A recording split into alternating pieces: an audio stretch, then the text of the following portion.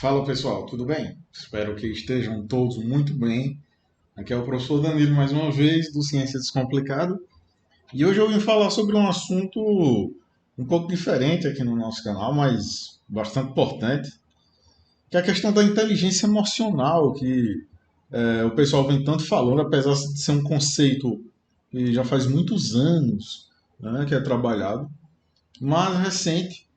Muitas pessoas têm falado sobre inteligência emocional e eu vejo como uma característica que é essencial para todos nós, especialmente para quem está na fase aí de escrever o seu TCC, a sua monografia, a sua tese, dissertação, artigo, e que muitas vezes nós nos vemos obrigados a utilizar um pouco, ou pelo menos desenvolver um pouco dessa inteligência emocional. Antes disso, é necessário nós sabermos e discutirmos um pouco o que é essa inteligência emocional, mas, primeiramente, é importante nós vermos o conceito do que é ser inteligente. Será que ser inteligente é só resolver uma conta de matemática bastante complexa em segundos? É você saber o nome de todos os países, né, do mundo? Às vezes só uma boa memória, né, resolve isso. Então, ser inteligente, ele vai muito mais além disso. Além de decorar datas, números, resolver problemas matemáticos distintos. Então, o conceito de inteligência para várias pessoas ele pode se distinguir, mas muito se fala também nas múltiplas inteligências, ou seja, que pessoas têm diferentes inteligências e partindo desse princípio, nós podemos analisar um pouco como é que nosso cérebro funciona. Tá? Nós percebemos, nós temos um campo de percepção de muitas informações no nosso cérebro. E essas informações elas chegam a todo segundo. Vocês estão direto com o celular, conversando com pessoas, televisão, internet, notícias. Então nós temos um fluxo de informação muito grande. Eu tenho certeza que enquanto eu falo isso, alguém tentou ler aí o que está escrito. E você pode notar que as letras estão um pouco bagunçadas, mas às vezes só de você olhar para a palavra você já consegue decifrar o que é que está escrito, sem muita dificuldade. Então, o nosso cérebro ele funciona de uma maneira bastante característica. E nós devemos usar essa característica especial a nosso favor. O que é que isso quer dizer, Dan? Isso quer dizer que, basicamente, ao longo de vários anos, tem se falado sobre diversos tipos de inteligência. Lá começou com a questão da inteligência social, alguns fatores intelectuais, ou seja, o que é que poderia estar envolvido em a pessoa ser inteligente, algumas pessoas serem mais inteligentes do que outras. A questão das inteligências múltiplas, que muito tem se falado também. Algumas pessoas, por exemplo, elas conseguem resolver problemas matemáticos complexos em poucos minutos.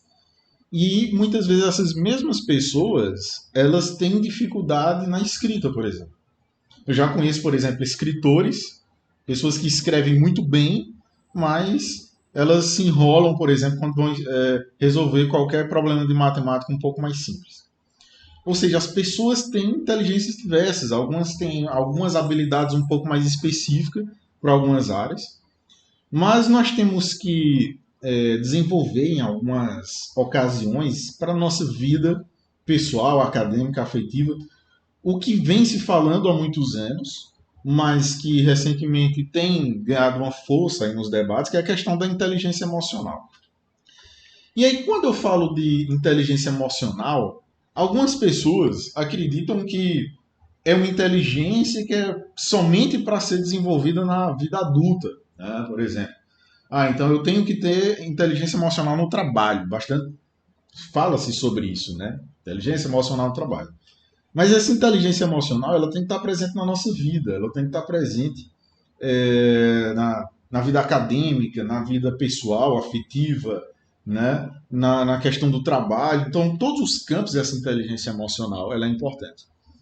E fazendo a leitura de alguns estudos sobre isso, eu notei que quanto mais cedo você começa a desenvolver essa inteligência emocional, na vida adulta, mais facilmente você lida com alguns problemas. Por que eu resolvi fazer esse vídeo, né, jogando a real aí com vocês? Eu vejo muitos casos de pessoas que estão finalizando aí seu curso de graduação, de pós-graduação, em qualquer área, né? Graduação, aí pode ser uma pós, um mestrado, um doutorado, que sempre se vê na necessidade de escrever um artigo científico, a sua tese, sua dissertação, né? Enfim, o seu TCC, a sua monografia, e fica extremamente angustiado. E isso não é só por parte do aluno, não. Eu também vejo professores que, às vezes, usam um pouco da sua autoridade e acabam adoecendo um pouco desses alunos. Então, muitas dessas pessoas, eu pude notar isso, não utilizam inteligência emocional. Então, muitas vezes ficam bastante ansiosas, não sabem lidar com algumas emoções que são comuns de acontecerem nessa fase de incerteza, de dúvida, de ter aquele sentimento de impotência, eu não sei fazer nada, eu não vou conseguir fazer isso aqui, e às vezes acaba se entregando a essas emoções. E não consegue desenvolver o estudo, né, a pesquisa, enfim, ou concluir aquela fase da vida. Porque, note, a nossa vida ela é feita de fases. Então, nós passamos por altos e baixos. E aí tem pessoas que adotam uma postura um pouco mais passiva, né? Então você pode ser passivo, você pode ser assertivo, que é o que se espera, você tomar as melhores atitudes em situações às vezes atípicas e bastante difíceis, ou você pode agir com agressividade. Em muitos casos, ser passivo e ser agressivo, na grande maioria dos casos, aliás, não vai ser nem um pouco positivo para a sua vida pessoal, acadêmica, profissional. Então, diante de tudo isso, nós podemos pensar assim, Danilo, então o que é inteligência emocional? Algumas pessoas acham que ser inteligente emocionalmente é nunca se emocionar. A fulano é frio, a pessoa é fria. Né? Ser frio não é sinal de inteligência emocional. Eu não sinto nada, eu não fico nervoso, eu não fico ansioso, eu não fico triste, eu não fico estressado. Se você não sente nenhum sentimento, aí você já tem que ver porque alguma coisa está acontecendo. Porque é comum dessas coisas acontecerem, tá, em nossa vida. E se elas são comuns, nós temos que aprender a lidar com essas situações adversas. Então, ser inteligente emocionalmente não é não sentir nada. Não você ser passivo em todas as situações. Mas um exemplo bastante típico, uma pessoa está lhe irritando, uma pessoa fez raiva a você. Você pode reagir agressivamente com essa pessoa, que não é recomendado. Ou você pode usar essa raiva que você está sentindo e trabalhar essa emoção. Como é que essa raiva que eu estou sentindo, ela pode me auxiliar, né? Ou como é que eu posso controlar isso a meu favor, para que não atinja as pessoas ao meu redor. Porque note, às vezes nós sentimos alguns sentimentos que não necessariamente são culpa de outras pessoas, mas às vezes é nossa própria culpa. E aí tem 5 pilares que se fala bastante em inteligência emocional, que é a questão da autoconsciência, que é o primeiro pilar que tem que se ver em relação a isso. Ou seja, eu me conheço.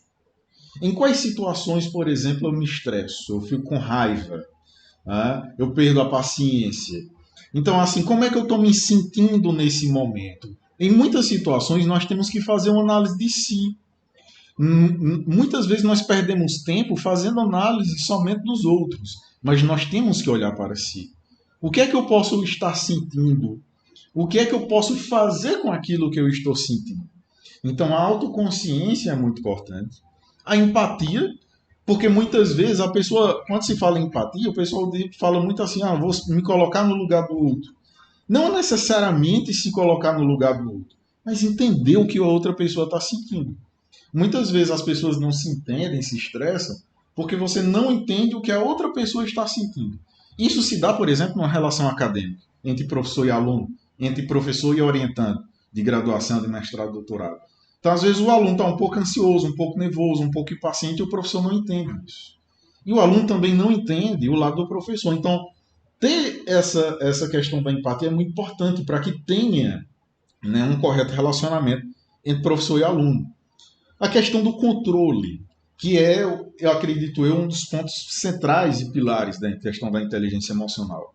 Ou seja, eu estou sentindo uma certa emoção, que muitas vezes ela pode ser positiva e negativa também. Então, o que é que eu vou fazer com essa emoção? Como é que eu posso controlar ela? Por isso que nós temos que ter essa autoconsciência, nos conhecermos, né? Para que quando isso aconteça, nós consigamos lidar da melhor maneira com isso. Da mesma maneira, ter habilidades sociais, ou seja, como é que eu posso trabalhar essa questão interpessoal?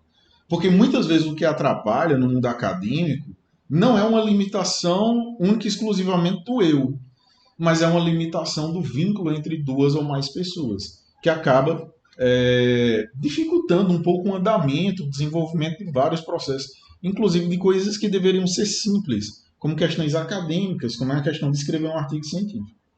E a motivação, ou seja, você tem que ver esse autocontrole ou essa determinada atividade que eu vou fazer, ela é simples, ela é fácil, ela é difícil. O que é que eu posso fazer para contornar essa situação?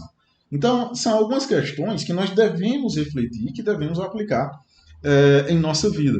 Por exemplo, se eu fizer essas perguntas aqui a vocês, que ela faz parte de um questionário, por exemplo, o que é que a pessoa sente ou como é que você reage, por exemplo, quando você tem alguma dificuldade com outra pessoa? Né? Você procura conversar diretamente com essa pessoa ou fica de fofocas, né, de mal entendido. Muitas pessoas fazem isso. Ao invés de tentar resolver o problema com a própria pessoa, fica fazendo fofocas ou conversando do seu problema com outras pessoas, que muito possivelmente não vão resolver o seu problema. Então, esse é um dos grandes pilares. Por exemplo, tem pessoas, eu digo muito, aconteceu muito agora, depois que a gente passou desse período de pandemia, ainda está sendo difícil, mas depois que a gente passou desse boom da pandemia, eu vejo que as pessoas estão muito impacientes. Né? As pessoas se perdem um pouco a questão do tempo, não conseguem focar, por exemplo, assistir um vídeo de uma maior duração. Então, isso às vezes é algumas dificuldades que nós temos e que são muito importantes. E nós temos que enxergar que todas essas fases é como se nós estivéssemos regando uma pequena planta. Então nós temos que passar por todas elas, por todas essas fases, para que nós consigamos desenvolver essa inteligência emocional. Né? Ou seja, ela vai crescer, ela vai aflorar desde uma semente, que é o que eu estou tentando fazer aqui com vocês, tentando plantar essa semente, para que tenhamos um pouco mais de inteligência emocional. Claro, isso aqui não é um curso de inteligência emocional, existem algumas aulas mais específicas, inclusive por especialistas na área, mas é importante que a gente tenha consciência que é um processo gradual. Ou seja, eu não vou sair de um extremo em que eu reajo, por exemplo, de uma maneira muito agressiva em algumas situações, para um outro nível extremamente controlado de inteligência emocional. Então, são fases de desenvolvimento. E conforme eu avanço, isso vai melhorando muito mais. É importante nós discutirmos isso no meio acadêmico, porque isso influencia muito na nossa vida. Eu vejo muitos casos de alunos que às vezes têm muita limitação em escrever seu TCC, sua monografia, e não necessariamente é uma limitação do aluno. Eu vejo muitas pessoas dizerem assim, eu não consigo escrever, eu tenho tudo na minha mente, mas eu não consigo colocar no papel. Isso às vezes é só uma falta de habilidade na escrita, que se adquire com a prática. Mas às vezes o medo trava muito as pessoas. O medo acaba limitando você de uma maneira que às vezes a pessoa não enxerga. E ter esse autocontrole, parar um pouco e pensar o que é que está acontecendo.